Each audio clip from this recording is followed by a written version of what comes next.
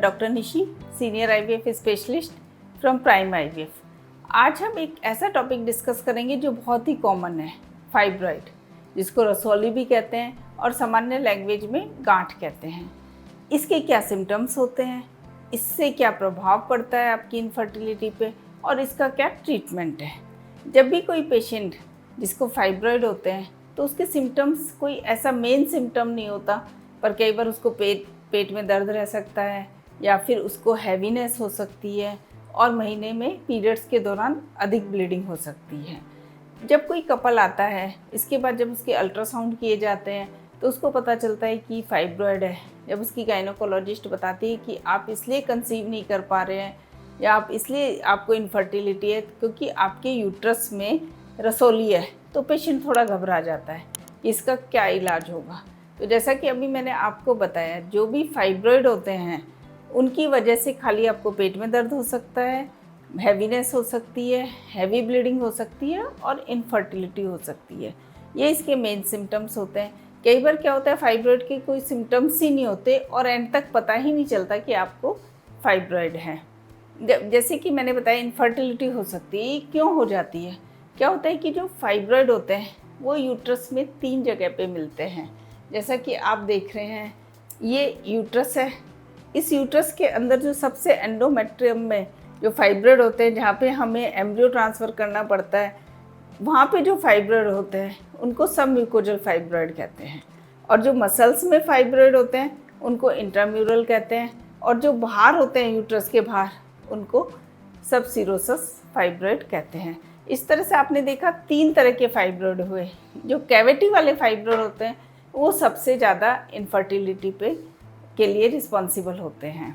क्या होता है कि कई बार जो यूट्रस की जहाँ से ट्यूब ओपन होती है, वहाँ कॉर्नुआ पे आपके फाइब्रॉइड होते हैं, जिससे कि जो स्पर्म होता है वो एग तक नहीं जा पाता, आपकी ट्यूब भी बंद होने की संभावना होती है, तो आप नेचुरल प्रेगनेंसी नहीं कर सकते। जब आपका आईवीएफ किया जाता है, अगर आपकी एंडोमेट्रियल लाइनिंग पे उन फाइब्रॉइड का प्रेशर इफेक्ट हो रहा है या वो फाइब्रॉइड एंडोमेट्रियल लाइनिंग पे है, तब भी आपको कंसीव करने में दिक्कत हो सकती है। जो मसल्स लेयर में फाइब्रॉइड होते हैं यूट्रस के, जिनको इंट्राम्यूरल फाइब्रॉइड बोल रहे हैं, उनसे कोई भी इफ़ेक्ट नहीं पड़ता है आपकी इनफर्टिलिटी पे। ऐसे ही जो यूट्रस के बाहर जो फाइब्रॉइड होते हैं उनका भी आपकी इनफर्टिलिटी पे कोई इफ़ेक्ट नहीं पड़ता है। तो इस तरह से आपने देखा, जो फाइब्रॉइड है जो यूट्रस के अंदर है, कैविटी के अंदर है, उनका सबसे ज़्यादा इफ़ेक्ट पड़ रहा है। अब क्या होता है, जब हम आपका आईवीएफ करते हैं, हम देखते हैं कि आपकी कैविटी की जो लाइनिंग है उसके ऊपर फाइब्रॉइड आ रहा है या उसको डिस्टर्ब कर रहा है या उस पर प्रेशर इफेक्ट डाल रहा है, तो इन फाइब्रॉइड को निकालना ज़रूरी होता है, तभी आप कंसीव कर पाएंगे। कुछ ऐसे इंजेक्शंस होते हैं जो फाइब्रॉइड को थोड़ा सपोर्ट देते हैं, जिससे कि आपके जो प्रेशर पड़ रहा है लाइनिंग में या जो इफ़ेक्ट आ रहा है वो कम हो जाता है। तो हम वो इंजेक्शंस लगा सकते हैं या फिर हिस्ट्रोस्कोपी मायोमेक्टोमी होती है। उसमें क्या होता है, दूरबीन की सहायता से आपके सर्विक्स के अंदर से यूट्रस में जाते हैं और उससे फिर उन फाइब्रॉइड को हटाया जाता है। इसमें आपका कोई चीरा नहीं होता, ये बहुत ही माइनर सर्जिकल प्रोसीजर होता है और इसमें आपको कोई भी टाँका या स्टिच आपकी नहीं आता है। और उसके 2 या 3 महीने के बाद आप अपना इनफर्टिलिटी का ट्रीटमेंट शुरू करा सकते हैं।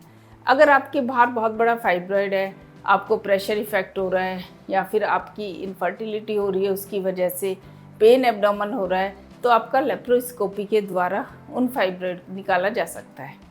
अब सबसे इम्पॉर्टेंट क्वेश्चन ये है कि पेशेंट ये पूछते हैं कि ये जो गांठ है ये कैंसर की गांठ तो नहीं है?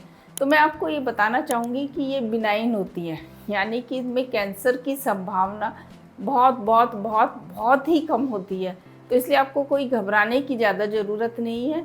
इनसे केवल आपको एक्सेस ब्लीडिंग हो सकती है या इनफर्टिलिटी हो सकती है। इनका ट्रीटमेंट जैसा कि मैंने आपको बताया, या तो मेडिकेशन जो इंजेक्शन है या फिर सर्जरी है। अब आपका फाइब्रॉइड से संबंधित कोई भी क्वेश्चन है तो आप मुझे ईमेल कर सकती हैं या सजेशन बॉक्स में जाके पूछ सकती हैं। धन्यवाद।